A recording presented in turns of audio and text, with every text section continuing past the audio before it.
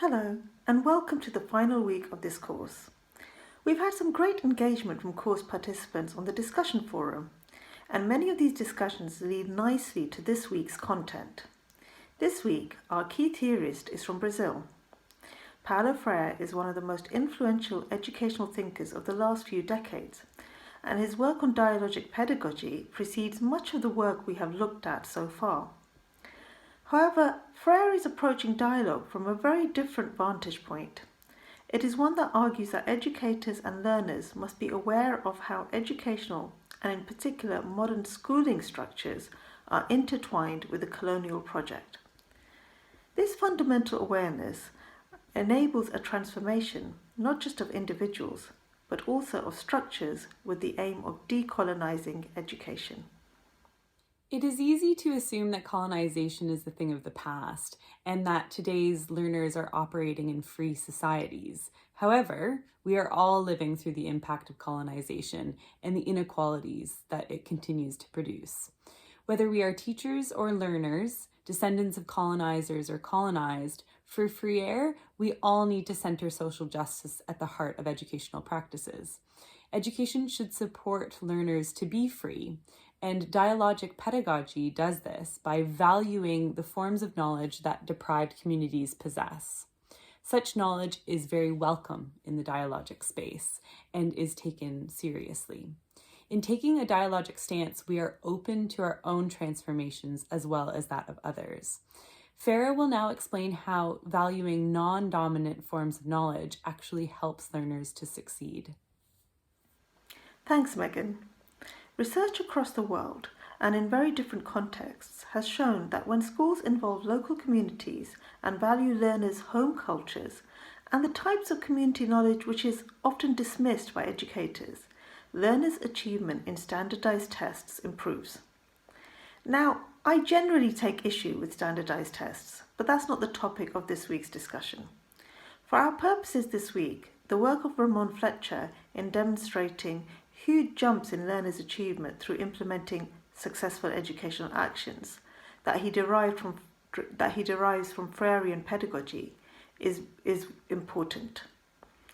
Like Alexander's work and that of other theorists, Fletcher's work is dependent on some deep philosophical principles and on cultivating a dialogic ethos. It's not simply do this in your classroom and everything changes. So please bear that in mind as you work through this week's materials. So let's now focus on how the Successful Educational Actions for All project focused on supporting schools to engage parents and learners to build communities of learning. Schools across the world have used interactive groups where parents and other volunteers come in once a week to work with small groups of children to solve problems through dialogue. Volunteers aren't expected to have subject knowledge, but rather are encouraged to use their existing knowledge and skills to help learners work together and address problems dialogically. This approach helps bridge that gap between school knowledge and real-life knowledge. Learners are engaged in real dialogues that help them to develop an open-minded and collaborative ethos to their learning. This is fundamental to everything that we know about dialogic pedagogy. The second successful educational action we will look at is dialogic gatherings, and in particular, dialogic literary gatherings, or DLGs. These are a way to engage whole groups of learners with classical world literature. The idea is that such literature draws learners into engagement with life's big and powerful questions, thereby eliciting responses which lead to high-quality dialogue. The open nature of the gathering, where the teacher acts only as a facilitator for dialogue, enables learners to deeply engage with the text as well as the ideas that it contains. Weekly gatherings allow learners to develop a dialogic community where trust and the valuing of all learner voices enables deeper engagement. There are no right or wrong answers in dialogic literary gatherings, and therefore the fear of being wrong is replaced by the enjoyment of trying out ideas and reflecting on others' views. The great thing about Successful Educational Actions for All is that there are truly wonderful resources to help you try out these activities in your own settings. This will take a bit of planning, so we certainly do not expect you to have done this in the 6th week of the course. We understand that there's a lot of other things to be completing, but do try to think about how you might try out these actions in your settings, and you might even want to document some of those ideas in your reflective learning journal for this week. Last week, we raised the question as to whether educational dialogue is a Western practice.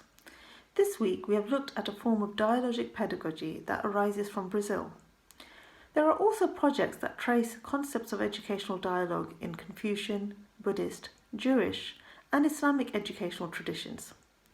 My research is in dialogic halakha. Halakha is a traditional circle of learning found in Islamic cultures.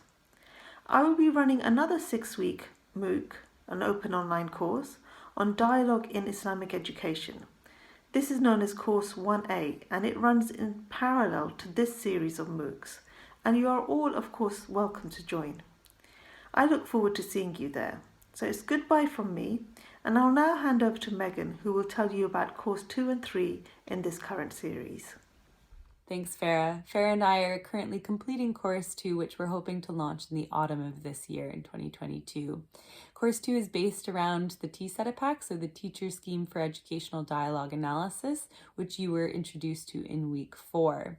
Course 2 is going to be a 6-week course, so very similar in structure to this one, and that's to really support you to get the most out of TSETA and to also conduct a reflective inquiry into your practice over those 6 weeks.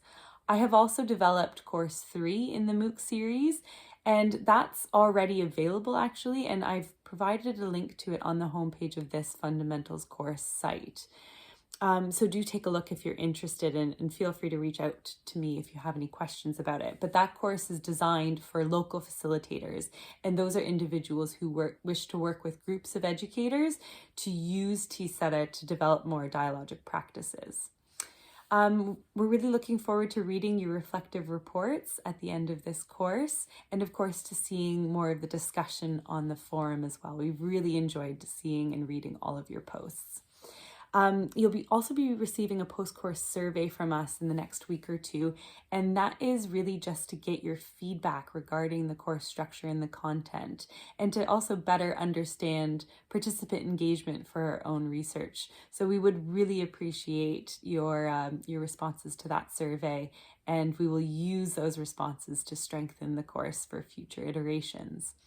That's all from me. If you have any questions at all, please do feel free to reach out at any point, and we're very happy to support you. And lastly, we just want to say thank you so much for your participation.